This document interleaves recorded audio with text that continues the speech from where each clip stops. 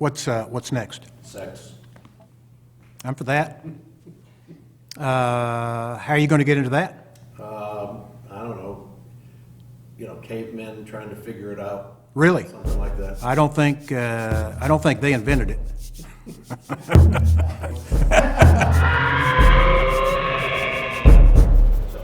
We're headed into the sixth frame.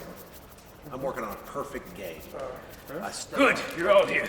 I'll tell you later. Sorry I'm late. Well, start with. Leonard from the shop is sending us over a new prototype. He thinks he has a breakthrough on the Rolly-Do-Whatchamacallit project. One of the R&D boys came up with the idea of adding a fifth side. They're testing it this afternoon. But we still have to solve the big problem. Yes. Our population continues to plummet. Now I know that we've learned that playing practical jokes on the pterodactyls doesn't help. But obviously, we need to make new cavemen. The question is how? I have an idea. We make cavemen out of rocks. Oh yes, go ahead. Well, you shape them to look like a man, use moss for the hair, and... Okay. How do you get them to move? I haven't figured that out yet. Maybe if we add some water or something, Men, bake it. it's the Mesolithic age. We've domesticated the dog for crying out loud. Right. We'll do anything. Yes, Cleo, how long has this been here? Strange. It's from my wife. Here. I ordered this from Jungle's End. I wanted you to see it as soon as it arrived. I hope you can bring it home right away. I can't wait to try it on for you. Yeah.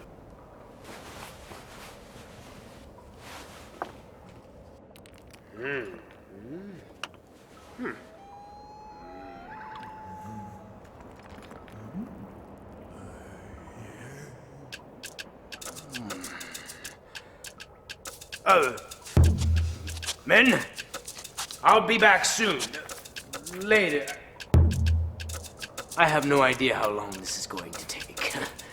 But Gorgonda, you can put away the rocks.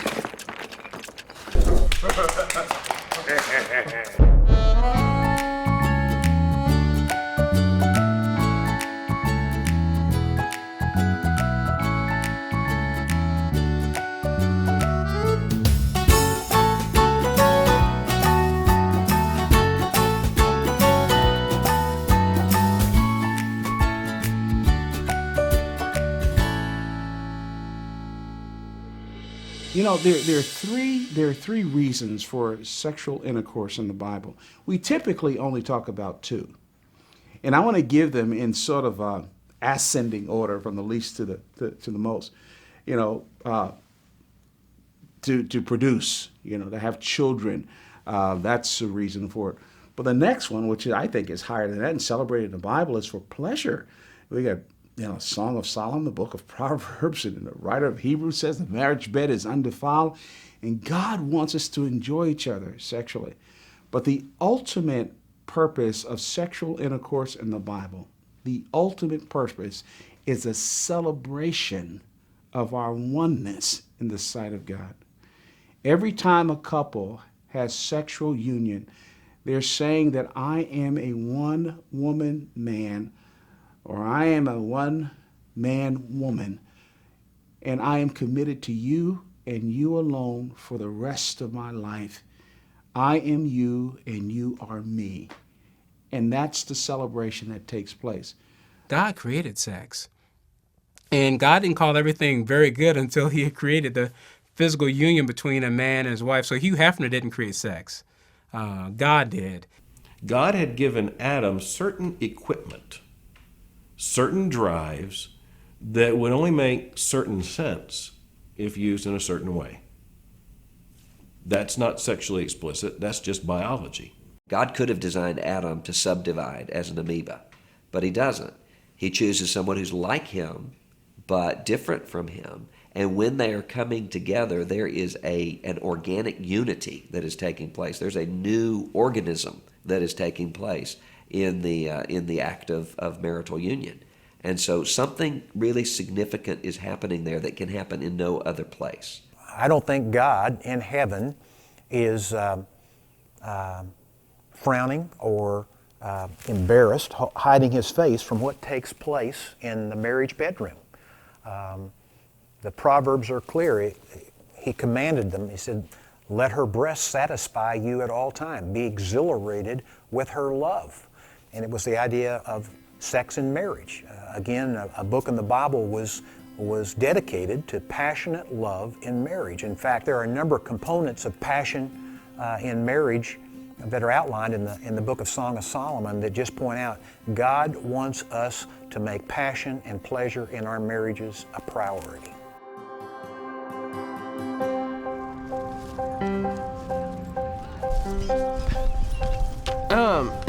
Do you want to switch off? Yeah. This is white.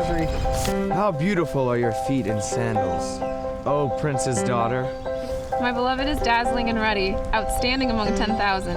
Among these thousands of people, all right, so my beloved stands out among these people. Out, yeah. Yes, please help me out here. His head is like gold, pure gold. His locks are like clusters of dates, and black as a raven. Clusters of dates and black as a raven? I don't know. The guy has black hair, black curly hair. The curves of your hips are like jewels, the work of the hands of an artist. His eyes are like doves beside streams of water, bathed in milk and reposed in their setting. So they're very white. I'm great at analyzing poems. Your navel is like a round goblet which never lacks mixed wine. Your belly is like a heap of wheat fenced about with lilies. Your two breasts are like two fawns, twins of a gazelle. Gazelles? That's my line. I think it's romantic. Yeah. His cheeks are like a bed of balsam. Banks of sweet-scented herbs. His hips are lilies dripping with liquid myrrh. Liquid myrrh. Well, his lips are lilies dripping with liquid myrrh. That's a prime one. Your neck is like a tower of ivory. Your eyes like the pools in Heshbon by the gate of Bath Rabbim. Your nose is like a tower of Lebanon, which faces towards Damascus. Means that I have no idea. His hands are rods of gold set with beryl. His abdomen is carved ivory inlaid with sapphires. Your head crowns you like Carmel. I thought it was caramel. That would have been better. And the flowing locks of your head are like purple threads. The king is captivated by your tresses. His legs are pillars of alabaster set on pedestals of pure gold. His appearance is like Lebanon, choice as the cedars. How beautiful and delightful, how delightful you are, my love, with all your charms. Your stature is like a palm tree, and your breasts are like its clusters. I say, I will climb the palm tree. I will take hold of its fruit stalks. His mouth is full of sweetness, and he is wholly desirable. I agree with that point. Oh, may your breasts be like clusters of wine, and the fragrance of your breath like apples, and your mouth like the best wine. This is my beloved. This is my beloved, and this is my friend, O daughters of Jerusalem. She just won me over. Did you guys write this? Where do I think it comes from? Short story. I'm thinking like Greek mythology. Yeah. I think that's very sexual, and I like it. This sounds like something comes out straight out of Twilight. Is it from the Bible? I don't know. Like, I think it's Jerusalem. I don't know. Is this like biblical stuff? You had to be pretty old and crazy to come up with something like that. It's wonderful. I mean, it's wonderful to see God not be afraid to address anything. when he talks in Song of Solomon, and you hear the expression, and you hear the passion, and you hear the intimate description of the detail and the touching and what I think about it and what your breasts are. I mean, you hear these very sensual passages, but it reminds you of just how wonderful and how great a gift sex is to a relationship. I think the Song of Songs is a glorious book. I mean, what a brilliant idea for God to put that in the canon to inspire married couples for what can be. My goal is to see that Cindy has a sexually wonderful marital experience. Her goal is to see that Michael has a wonderful, sexually fulfilling sexual experience. That's your goal. Your goal is not some Hollywood nonsense, but it's how do I help her have a wonderful experience with a safe, lovely, profound, emotional, exhilarating, and vice versa. And to enjoy the relationship based around that, not just the event of the orgasmic experience or the climax of the physical event, but all that led up to it and all that happens afterwards. And I think when couples can start getting that in their head instead of all this other noise, you move away from just using your wife as a vessel to release your anxiety and pent-up frustration, and vice versa, or to frustrate each other and control. Well, no sugar tonight in your coffee. You know, you've hurt my feelings. Forget you, that's just sin. That's all it is. The sexual union ought not to be seen as a favor that someone is doing for someone else, nor ought it to be seen as an entitlement that someone is demanding from someone else. If in a marriage there is a reluctance toward sex, then something else is going on. Many couples never talk about their sexual needs. But the husband and wife got to say, okay, this is what I expect. This is what I would love. This is what I would enjoy. This is my frequency. This is where I want to do it. You know, we got to talk through those things because it's important to know what does your spouse need. And then let's honor that and not give in. And then talk about how do I save energy for that, okay? If we're supposed to have sex two times a week, but I'm tired all the time, so how can you help lighten my load? Can you pick up the kids? Can you do the laundry? Can you cook? So that I can be ready for you at 9, 10 o'clock, okay? So it's a balance of us finding out how can we save energy to enjoy each other sexually. The ultimate calling of me in sexuality is not first my pleasure, because that would distort sexuality, because I'm using you for my pleasure. It's not even your pleasure, because we may please one another in ways that are an abomination to God. The ultimate pleasure I must pursue is the pleasure of God. That God would be pleased by everything we do in that relationship.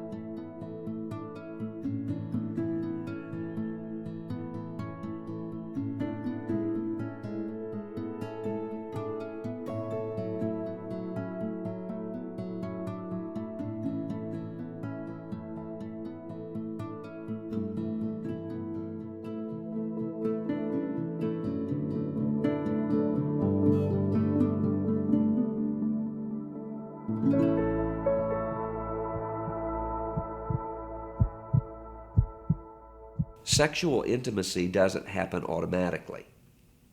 This isn't the moment in which the music starts playing and the script carries itself out. Instead, sexual intimacy means getting to know one's husband or wife, which often takes a long time. I didn't realize when I got married at 23 how a woman's body worked and how long it took her to reach that point that takes a man, about 20 seconds. I was like, man, I'm doing all I can do. I'm giving out all I can give out. She just ought to know that I'm in the mood all the time.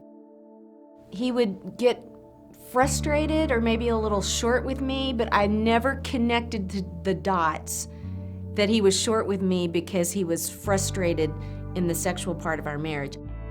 There's just that tension that's there. You know it needs to be broached, you know it needs to be talked about, but that tension's there that just says, oh, maybe now's not the right time. It was the elephant in the living room. We talked around it. We kind of used little, I'll give you a little hint and you try and pick up on that. And we were just missing on that level. And it wasn't satisfying to her. As hard as it was to broach that subject, when I did, then it was just like the dam broke, and then we were able to get out all those feelings. And the Lord just blessed that.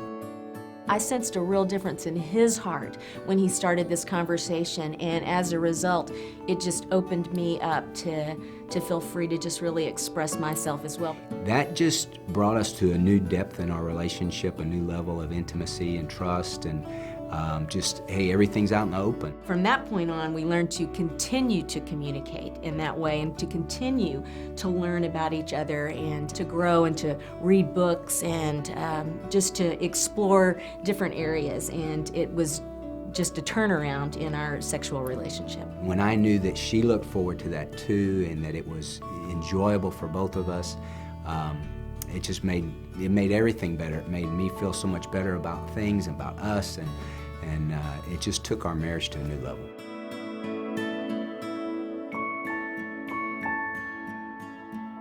I remember when I was getting married, the one area that I thought I'd have no problem in is in the bedroom. Right on. I thought, this is gonna be smooth as butter. But unfortunately, it didn't work out that way. Yeah. It was more like the butter had been sitting in the fridge for a little while. Yeah. And I think things like I thought the sex shop was open 24/7. Yeah. I thought this thing is just gonna be what I want, she should want. What I thought would be one of the most rewarding things became and can become a struggle. You're right, and I was like you, thinking sex would be easy in marriage because I had been sexually active prior to marriage. And when I came into the marriage relationship, because of my past, there were some challenges, and thank God for his grace and forgiveness, but it's a work in progress. We actually did wait before we got married, and it still wasn't all that I thought it would be. Well, it's so connected to every part of your life. What's happening in your life is gonna impact your relationship in the intimate part of your life as well. So I think our struggle has been having young children and having children at different ages. We have a 10-year-old, we have a 7-year-old, and then we have a 2-year-old. And so for the last 10 years, we've been taking care of children, and by the time we get them down for bed and get the kitchen cleaned up and we've helped with homework. forget the kitchen. Just, I'm just saying, I have to have my kitchen clean. Years, No, Chris. my You've been kitchen saying it has for to be years. clean. Forget it. There will be no sex without a clean kitchen. Bro, wait, let me change my statement. No, Clean the kitchen. Yes, thank you. There you have it. Yeah, I know that feeling. Great sex begins in the kitchen. That's right. But see, I didn't think that it meant clean the kitchen. I thought that was a location. Washing dishes is great foreplay. Yeah, but the foreplay starts in the morning. That's for sure. That's a whole new teaching. Doing the dishes. Yeah. No, my kitchen's clean every night before I go to bed. I know. You know, Yeah. there's a reason for that. I agree. I'm with you. It's like, I always said, Bill, how would you like it if I came to your office and jumped on your desk and said, hey, let's have sex? And he goes, oh, I'd love it. So one day, that's what I did. I went to his office and I jumped up on his desk and said, hey, let's have sex. And he's like, Pam, what are you doing? No, we can't do that. Get out of here. I said, okay, well, that's how I feel when we come to the marriage bed and I'm tired, exhausted from having all these little kids, and I just want to go to sleep, and then I feel the hand move over, and then I feel the hand touch me. And in places I really don't want to be touched right then, and so it's just like, stop, okay, just stop a minute. You haven't even connected with me emotionally today. So he'll sit up in bed and he'll go, well, what do you want to talk about?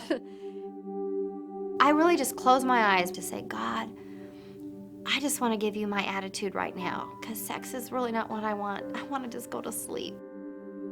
But Lord, I'm just going to yield my heart to you and just ask that you would work in this area. And so, you know what? It's really amazing, because then as my husband and I would have sexual intimacy, it brings you closer, and as it brings you closer, it opens up the man to be willing to talk about the things that maybe before sexual intimacy he wasn't willing to talk about. And I find that really that I was fulfilled in being able to just have that sexual intimacy together. And it's really been an incredible area of growth in our marriage relationship.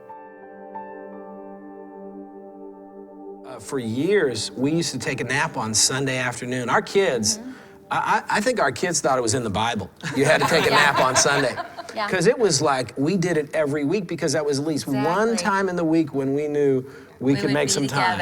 And even when the kids were too old to really sleep during this afternoon nap I was going to say, I was wanting some clarification on that. It's just quiet time for you. You can go in your room, you can read, you can play. Dad and I are so tired. We have got to take a nap. Every Sunday is quiet time. It's Sunday afternoon. Sunday is for worship and for rest.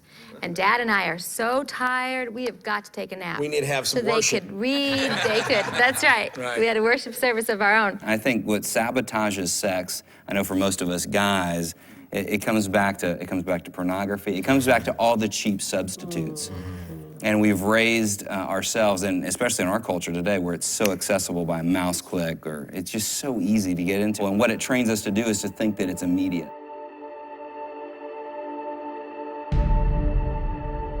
Well, I'm probably like every guy that had a friend who introduced him to the whole pornography world, and my friend was Larry, who lived across the street. What pornography did in my life was it introduced me to the fine activity of self-stimulation. And it was kind of interesting, because as a young believer, I would read in the Bible, and I didn't see anything about thou shalt not do this. So I kind of concluded, well, it's not there, it must be okay. And I chose to ignore all the red flag signals, you know, the guilt that went with that, and the fact that, man, I didn't want anybody catching me doing this, my parents, for heaven's sakes, or anybody. It's just my little secret. And I figured, well, when I get married someday, you know, my wife will take care of that need for me. Got married, and lo and behold, something interesting happened. It didn't go away. I carried into my marriage that same deception, and the lie that I lived under was, as long as she doesn't know about it, it's not hurting anybody. I don't know, it was just this demon in my life that was constantly there, and I would battle it, and I'd do okay for a couple of weeks and be fine, but then something would come along. I mean, especially in the years where we were having kids and stuff, or Julie was pregnant, you know, I rationalized all sorts of different things in my life to just say, well, it's okay, you know, I'm thinking about her when I'm doing this. But if I'd really been honest, I would have said, what are you thinking about her? You know, is this extolling her and holding her up with honor, or is this just you using her? One day, Julie and I had a very interesting conversation, and we got candid with each other, and eyeball to eyeball with my wife, I confessed this, and she said two things to me that I'll never forget. She said, Bruce, it's like you got a mistress in this relationship. And then she said, what's the deal? Am I not good enough for you that you got to do that? And it was a hard conversation. It was all it took for me at that point to say, you know what, Julie, I don't ever want to do this to you again. And in fact, I told her, I said, Jewel, if I blow it, you're going to be the first one to know about it. And I'm telling you, that became powerful motivation for me, because every time I was tempted, you know, to go there, this little voice in my head said, Bruce, do you really want to have that conversation with Julie? Was I still tempted? Absolutely. But boy, every time I thought, no, I don't want to go there. I think that there's a real deception that goes on here. When Jesus said that you even look on a woman to lust for her, you're committing adultery. You're violating the very thing that I intended for this thing, which I intended to be a representation of a union between God and me, the most intimate relationship you can have. And here you are desecrating this thing. I can't rationalize. I can't make that work with Scripture the way that I see it. And so don't minimize this. Don't live under the lie that it's no big deal.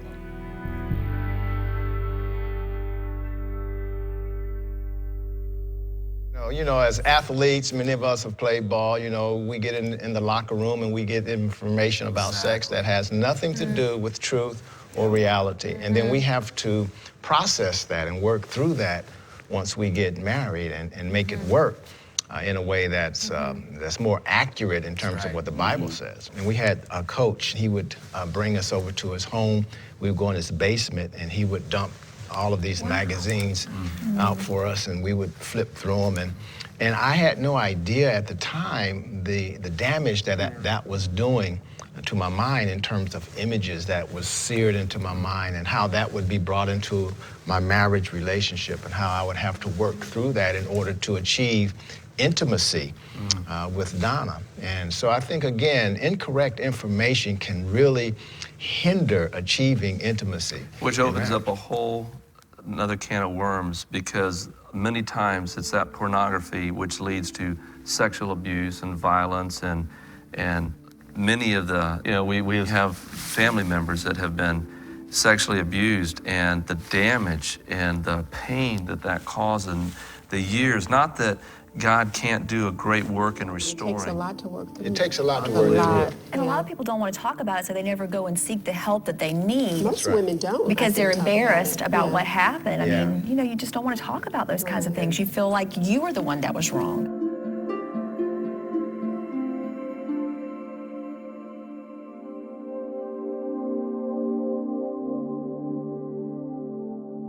I, as a little girl, experienced some sexual abuse.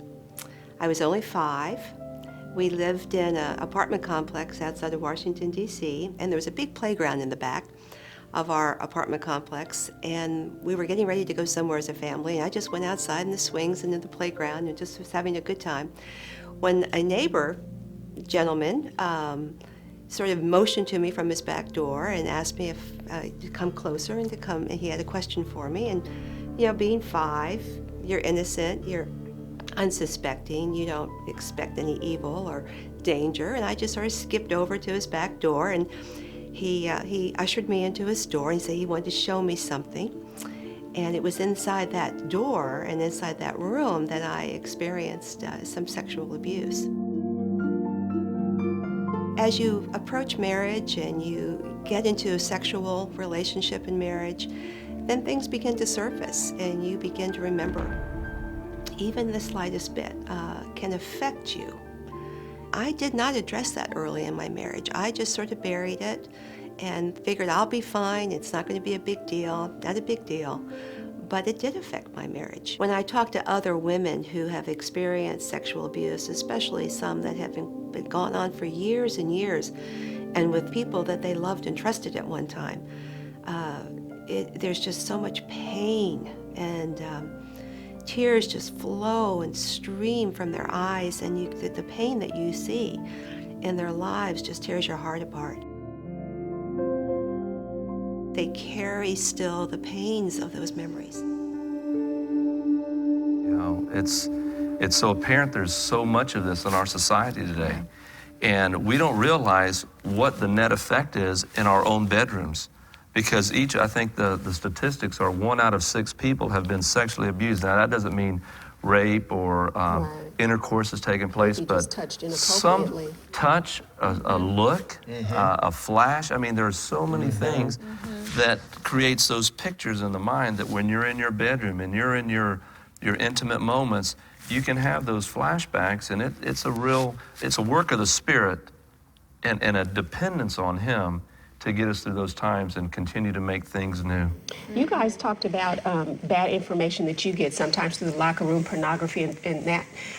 for us women, I don't think we typically get information that way, but our misinformation comes through like magazines, thinking we have to have this perfect body image, that we have to stay a perfect size 2 to be attractive or, sexy for our husbands, or through romantic things. You think when you get married and he's going to sweep you off your feet. I think that's where a lot of our misinformation comes from. And then we talk about, raising kids. A lot of times there's not enough, there's that romance is not there. And so for us women, we kind of have this stuff locked in our minds, and that's, can be kind of a source of frustration, for us, because we hear over here it's supposed to be this wonderful romantic thing, and then, here you are trying to keep a 2-year-old from knocking on the door saying, Mommy and Daddy, what are you doing? Reality. So you're trying to say that I'm not romantic? I think that basically is what she's saying there, Raven. But I've had a lot of conversations with women who say, I wish my husband wanted me like that. I wish he was interested in me. And more I'm having these kind of conversations where it's the woman that's more sexually interested and the husband is not. It could be purely physical. I think it can be sort of frustrating to be watching a football game with your 11-year-old daughter and have to explain what a 4-hour erection means, right? Because of the commercial that comes on. But it actually is, I think it is a very positive thing that in our culture, at least, you can talk about the fact that there may be some sexual dysfunction and talk to your doctor about that. Let's talk about sex.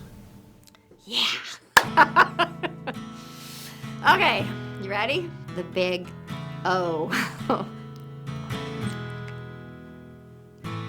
We've had a lot of children in our life. As a matter of fact, 12 children. So when some people look at me, they think, oh, she is some sexual machine. 12 kids. Can you believe it? And I just want to say, you know what? That's not true. I don't know if it's because of all the pregnancies or just the way that I was made up, or because I just didn't have a sexual mind that I really thought about sex, or what, but it was really over 10 years before I had an orgasm. I'd have this one friend and she'd say, Pam, I hold my husband's hand and I have an orgasm. I'm like, what? I don't even know what an orgasm is. And I'd like to say to men, if you didn't have an orgasm for 10 years, how interested would you be in having sex? Probably not very. As a woman, when you've got small children, you just kind of want to get the sexual act over with, and so you're not really into foreplay. You're just like, let me just please my husband and then we can go to sleep. And so I think that it's the part of the husband saying, okay, this is something we're going to work on. And Bill met somebody who said, you know what, I don't ever have sexual intimacy that I don't work at trying to bring my wife to an orgasm. And so I think that was something that helped him realize, that this was a part that he needed to be working on for me as well. I have found in 34 years of practice that a large percentage, I can't put a number on it, but I would say it may be as high as 20 to 25% of women perhaps have never experienced orgasm. But there's a reason for that. So if you would allow me, let me talk to you now as if I were your family physician. It's so important that we understand that much of the cause of our wives not reaching orgasm is related to us and how we approach them from a sexual intimacy standpoint. From an anatomical, from a biochemical standpoint, essentially we're all sexually neutral. And we have this curve that we have to go up, and it has to follow. It's a cause and effect curve in that we have neutrality, and the first thing then we begin to have is desire, and then as we move up that curve, we see arousal, and then we come to orgasm. Because of us, the way we're wired, because of the way God designed men, we can move up that curve very, very rapidly. But that's not true of our wives because more is involved. It takes a slow movement up that curve. We also, gentlemen, need to realize that God in His wonderful design made our wives very unique in the area of being able to respond sexual intimacy to the point of arousal, to the point of orgasm. And a lot of that is anatomically related in things that He has done with her body, somewhat oftentimes very different from our body. One is He has made areas of her body very, very sensitive For example, the earlobe is very sensitive. The caressing of the earlobe, the kissing of the earlobe. The nape of the neck, the back of the neck, very, very sensitive with caressing, with touching, with kissing.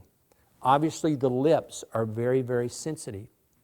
But also, as we move down anatomically, the breasts are areas of sensitivity that help in the arousal, bring from desire to arousal.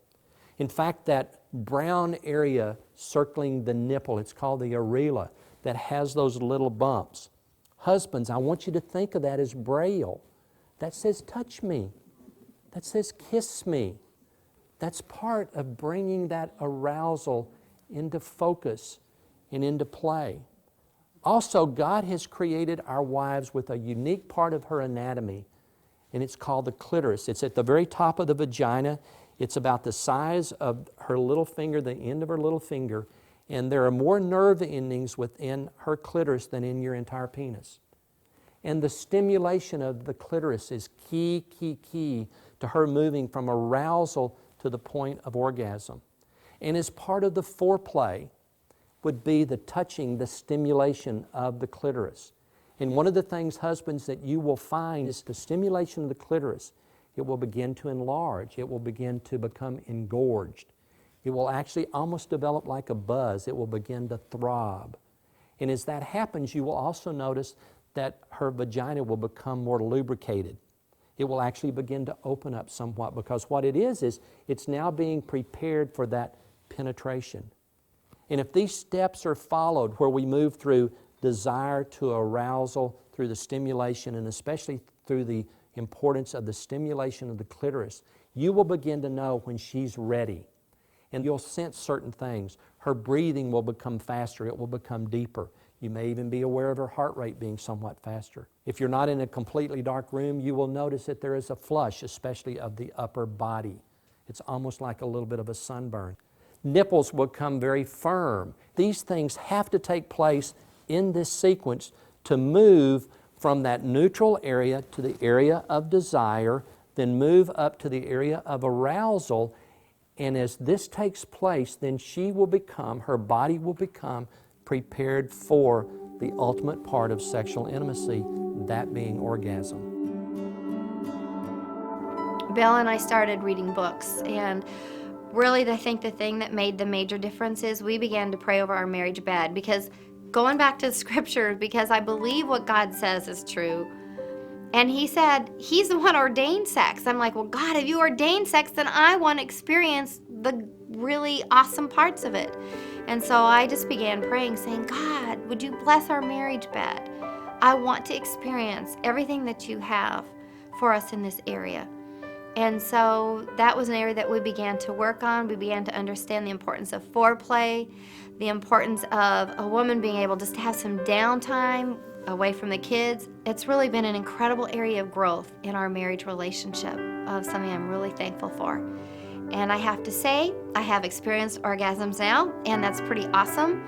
And it's an area that God has worked on in our life, and I just give Him praise and glory, and my attitude towards sexual intimacy has really changed. And it's so true that as you get older and you work together and you get to know each other better, hey, I didn't even know what mutual orgasms were before, and now I do.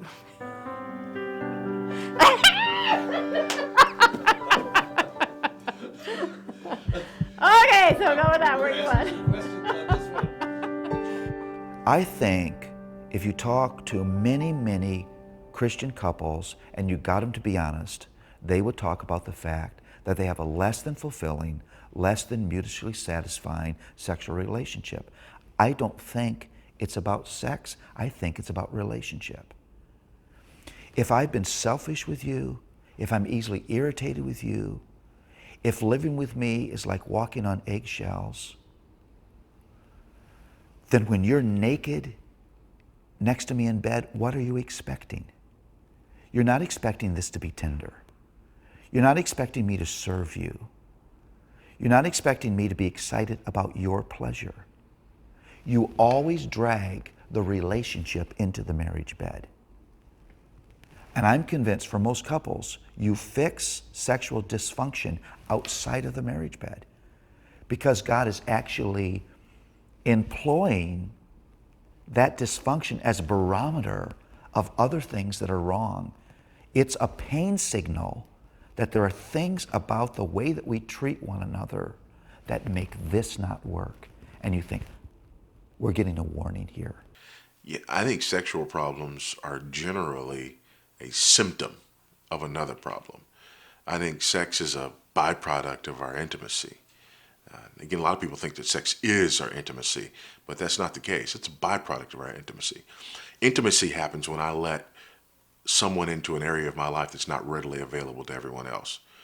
If I tell you my name and I tell you where I'm from, I'm not being intimate. But when I'm telling you things that are not for general consumption, that's when I'm beginning to be intimate. By the way, a little aside, that's where affairs begin. I love talking to you. I can tell you things I can't tell my wife. You just told that woman that you're hers and that the physical consummation is only yet to come. And so within the context of a marital relationship, oftentimes couples are not experiencing intimacy in their relationship, and the sexual relationship that is a byproduct of that and a fruit of that is kind of a lagging indicator. Our orientation to marriage and to sexuality in particular is that I want to be moving towards you and I want to be available to you. And so the orientation is not the cultural one, which is this is my body, stay away, I'll let you know when you can have access. And so it's a complete mind shift. It really is radical. And yet it's that radical scriptural approach that brings health to marriages.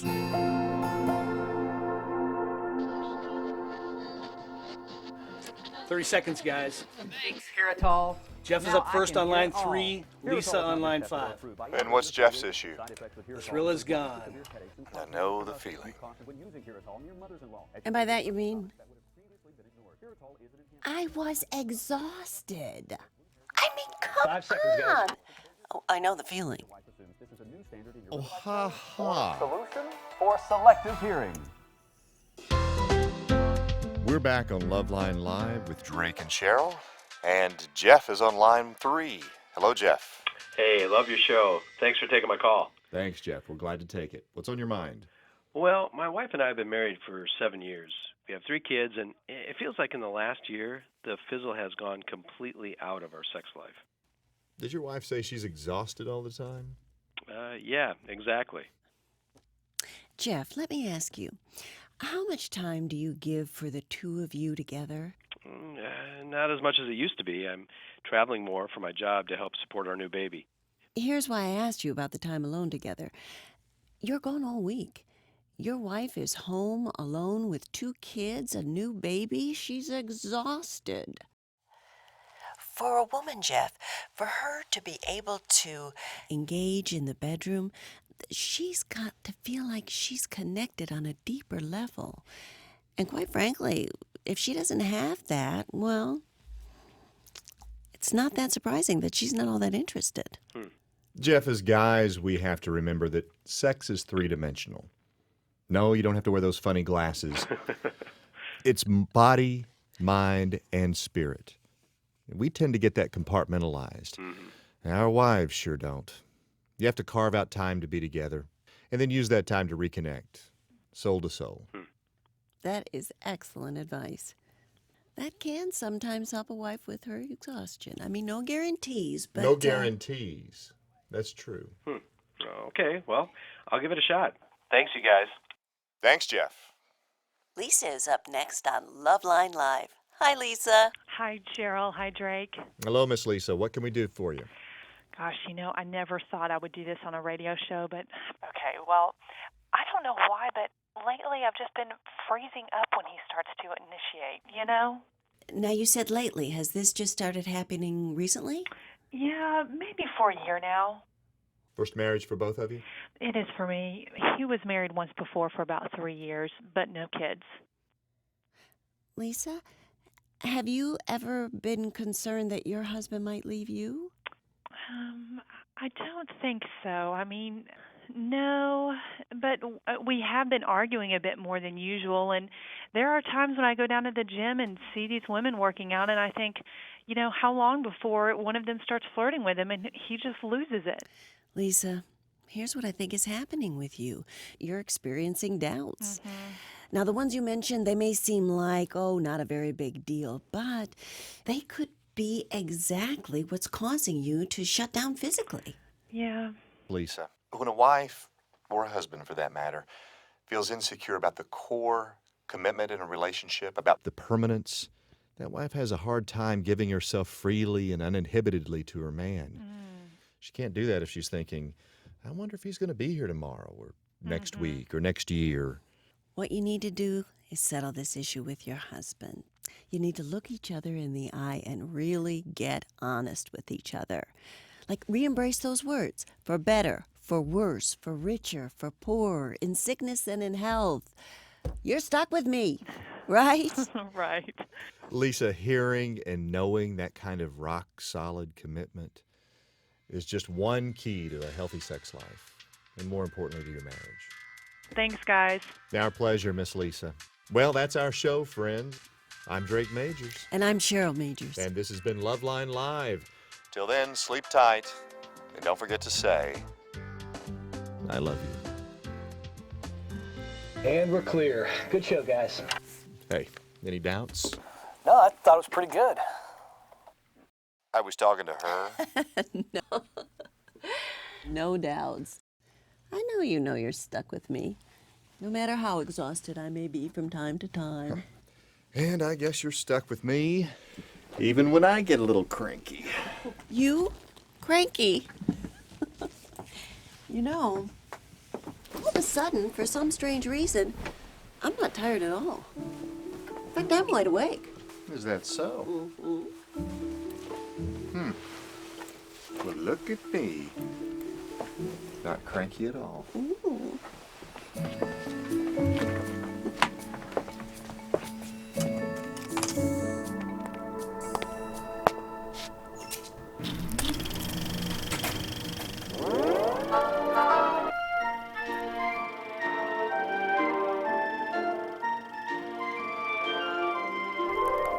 Meet Tommy and Susie.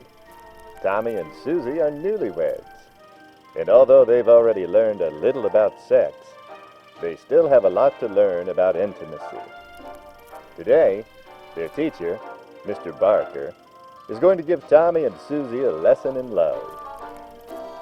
First, Mr. Barker explains that sex is like a thermometer, not a thermostat. He makes it clear that great sex is a way to measure a great marriage, not what causes it. Next, Mr. Barker makes sure that Tommy and Susie know that the best sex happens after you're married. He explains how their commitment to each other will help them feel safe and secure, and will make sex more special. And, Mr. Barker says, it's important that Tommy and Susie spend lots of quality time together, outside the bedroom. Don't worry, Tommy. You'll enjoy doing fun things with Susie, special things that cultivate a deeper relationship. That way, when it's time for sex, you're having sex with someone you already feel close to, your very best friend. Now, Mr. Barker explains that sometimes sex can become routine, even boring. When that happens, it'll be time for Tommy and Susie to get creative. Try new settings or fresh approaches to sex. Spice things up a bit, hey kids? And finally, Mr. Barker reminds Tommy and Susie of the importance of making sure there is real spiritual intimacy in their marriage. When they pray together, read their Bibles together, and share their love for Jesus with each other, it deepens their relationship and their love for one another. Now that Tommy and Susie know the elements of intimacy, they have all they need to pursue a lifetime of love together and a marriage filled with great sex. All you have to remember are these 4 elements: commitment, companionship, passion, and spiritual intimacy.